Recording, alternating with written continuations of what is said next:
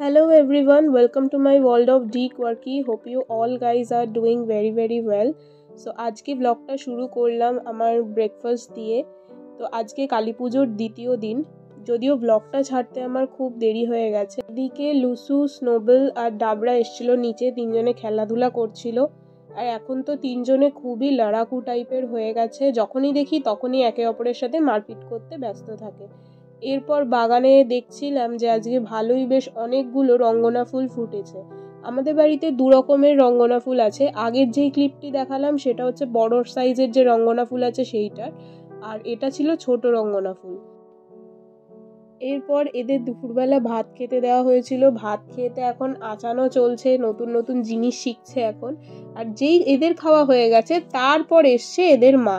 সারা পাড়া ঘুরে এসে এখন বাচ্চাদের কাছে এসছে এই মহারানী। এখন তো এদেরকে খাইয়ে দাইয়ে দেওয়ার পরে তারপর টোডোকেও এখন দুপুরবেলায় খেতে দিতে হবে। আর তারপরে আজকে আমি আনপ্যাক করছিলাম। এটা একটা দিওয়ালি গিফট পেয়েছিলাম অফিসের একটা এজেন্সির তরফ থেকে। তো সেইখানে নানান রকমের ছিল। একটা বিকারাম চানমালের একটা গিফট প্যাক দিয়েছিল, যেখানে ভুজিয়া, চানাচুর, সোনপাপড়ি, তারপরে লাড্ডু, কুকিজ, নানান রকমের সুইট অ্যান্ড সেভরি আইটেমসগুলো ছিল। সেগুলো এক এক করে আমি তোমাদেরকে এখানে দেখাচ্ছিলাম। আর বিকেল হতেই এখন আবার একটু একটু খিদে পাচ্ছিল আমার, তাই জন্য বাড়িতে ছিল কাস্টার্ড অ্যাপেল। আতা তোমাদের কার কার খেতে ভালো লাগে আমাকে জানিও। আর এখানে বিকেল বেলায় এদেরকেও একটু দুধ আর ভাত মেখে খাওয়াতে হলো, কারণ না হলে রাতের বেলার দিকে খুব একটা খেতে চায় না। এরপর আমি বিকেলবেলা একটু পাস্তা বানিয়েছিলাম, তো সেই পাস্তাটা খাচ্ছিলাম। আর যেহেতু কালী পুজো, তার জন্য বাজি ফাটাবো না এরকম তো হয় না। মানে আমি নিজে পার্সোনালি খুব একটা শব্দবাজি প্রেফার করি না, মানে আমার নিজের খুব ভয় লাগে ফাটাতে। বাট আমি ফুলঝুরি আমার জ্বালাতে খুবই ভালো লাগে। আর তোমাদেরকে তো আগের ব্লগটিতে দেখিয়েছিলাম যে কত রকমের বাজি মানে কিনেছি, কিন্তু বিশ্বাস করো এইবারে সেই বাজিগুলোকেই জ্বালানোর একদমই মানে সময় পাইনি।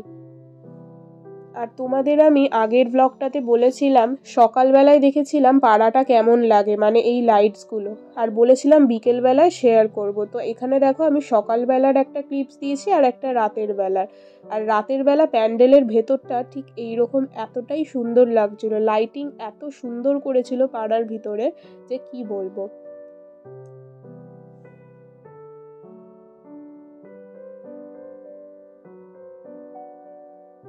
আর এইটা ছিল আমাদের পাড়ার মায়ের প্রতিমা। আর এই যে কাজগুলো দেখছো, প্রত্যেকটি কাজ কিন্তু আগের দিন রাতের বেলা শোলা কেটে তৈরি করা হয়েছিল। আর এর ওপরে দেয়া হয়েছিল নানান ধরনের লাইটিং।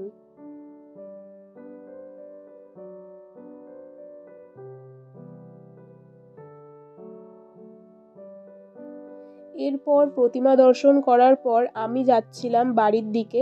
আর বাড়ি যাওয়ার পথেই দেখো গলিটা এত সুন্দর লাগছে, কারণ দিওয়ালি বলে কথা, সবার বাড়িতে লাইটিং দেওয়া। আর এই লাইট দেখতে সত্যিই খুব অসাধারণ লাগছিল। পার্সোনালি আমার এই দিওয়ালির টাইমটা কিন্তু খুবই ভালো লাগে।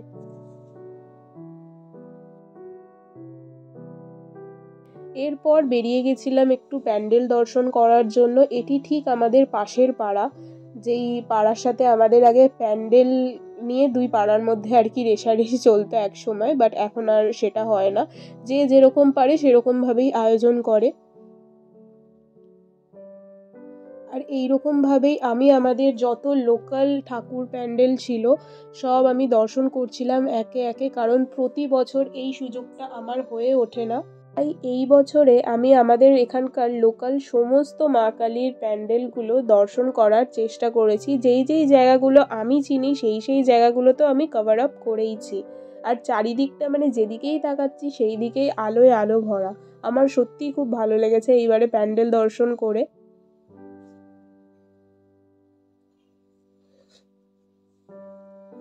আর এইখানে যে প্যান্ডেলটা দেখছো, এটা কিন্তু কালীঘাটের মা কালীর সাথে এই প্রতিমাটির অনেক মিল পাবে। এরপর বেরিয়ে গেছিলাম একটু শ্যামবাজারের উদ্দেশ্যে, মানে আমি গেছিলাম হাতিবাগান একটা গিফটের খোঁজে। আর তার আগে আমি একটু পেট পুজো করেছিলাম এই ভেটকি ফিশ মোমো দিয়ে।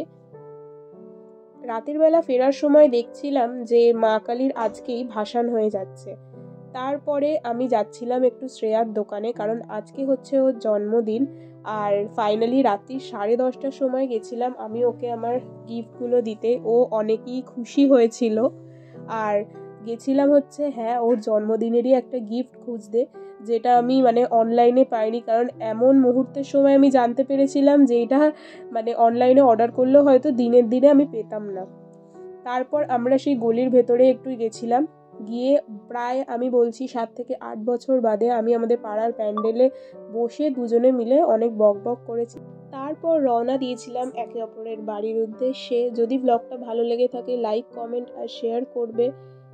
Till then take care and piece.